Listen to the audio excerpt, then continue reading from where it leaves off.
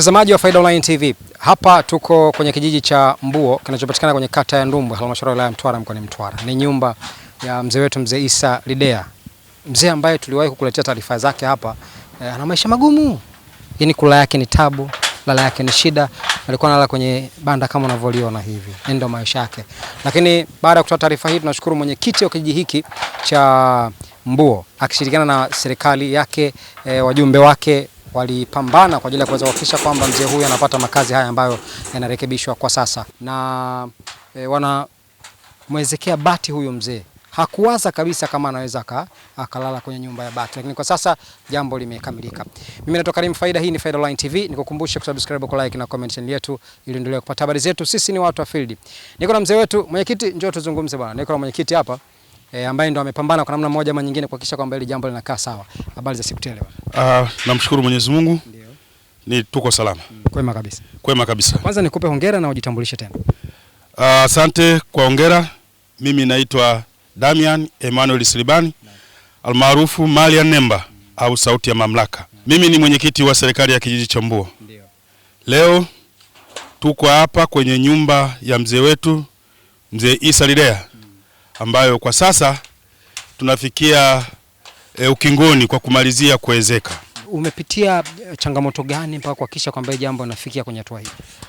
Changamoto ni nyingi, kwa sababu kuna mahitaji ambayo yalikuwa yanatakiwa nguvu, fedha na mawazo mbalimbali. Na nasikia kuna wakati ulikuwa unatoa fedha yako mwenyewe mfukoni.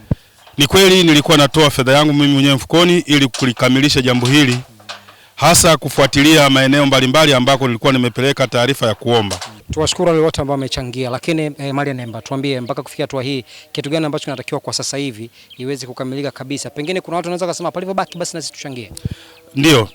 Bado nyumba hii haina milango, haina madirisha, lakini vile vile nyumba hii inatakiwa kugandikwa kwa udongo matope. Kwa hiyo nazo hizo au hivi vitu bado tunaendelea kuviomba kwa wananchi wenye uwezo wa kutoa msaada, basi wasaidie ili mzee huyu apate kuingia na kulala katika nyumba hii salama salimini. Tuombe Mungu vyote vipatikane, nadhani Mungu atajalia inshallah. Amina, amina. Sawa, tutajie namba yako pengine. Namba yangu ya simu ni 0652 815 966. Nikushukuru sana. Asante sana. Kapumzika na ukaendelee na kazi. Hongera sana. Asante. Naam. Naam, mtazamaji wa Faida Online TV. Tunatakiwa tuwe na viongozi kama hawa. Wa mfano ni mwenyekiti wa kijiji, amejitoa kuhakikisha kwamba anasimamia swala zima la ujenzi wa nyumba ya mzee wetu ambaye hajiwezi. Yeye kama mwenyekiti ameguswa na alikuwa anatembea kwenye ofisi mbalimbali, na mwenyewe alikuwa ananipigia simu kuniambia leo nimeenda kwenye ofisi ya mheshimiwa fulani, leo niko kwa fulani, leo niko kwa fulani, kwenda kuelezea tatizo hili kwa undani ili mzee wetu aweze kupata mazingira kuweza kujistiri. Leo hii tunashuhudia kutoka kwenye nyumba ya makuti ambayo chini ilikuwa ni makuti, juu makuti. Leo atapata angalau chini udongo, juu bati. Si ndio? Lakini pia hapo mwanzo tulifanikiwa kupata godoro ambalo alitoa msamaria mwema na kuweza kumletea mzee wetu ambaye angalau anaweza kulala kwenye godoro. Sasa mzee Lidea tuko naye hapa, tuzungumze naye atuambie anajisikiaje leo hii nyumba hii inatengenezwa kwa ajili yake na hakuwaza kulala kwenye nyumba hii. Ulishawahi kuwaza, kuna siku ulishawahi kuwaza kwamba utalala kwenye nyumba ya bati? Hata haya bado nastuka tu kama mtu unamkuta ugonjwa fulani bila kuwa na mafikirio. Kama pressure. Nikifikiri na kuwaza moyoni, sijui kwa nguvu ya kufanya mwenyewe singeweza. Kwa hiyo ninashukuru msaada mkubwa ambao unafanyiwa. Kwa uwezo wa Mungu nashukuru. Hata kama sijalala, lakini jina lake nimepata. Tayari ni ya kwako.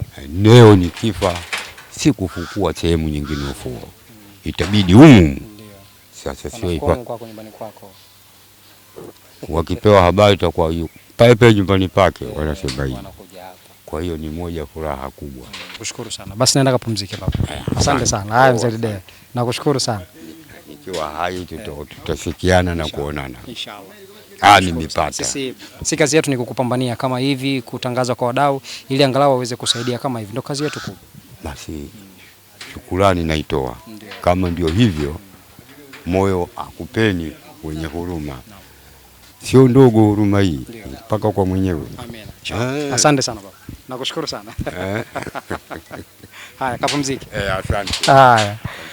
Naam, mtazamaji wa Faida Online TV, huyo ni mzee Isa maarufu mzee Lidea, na tumezungumza naye leo hapa akishukuru wale wote ambao wamemsaidia kwa namna moja ama nyingine kuweza kuhakikisha kwamba wanakamilisha ujenzi wa nyumba hii. Mpaka kufikia hapo nimefikia tamati. Naitwa Karim Faida. Hii ni Faida Online TV. Kukumbusha kusubscribe, ku like na comment channel yetu ili endelee kupata habari zetu. Sisi ni watu wa field. Asante na kwaheri.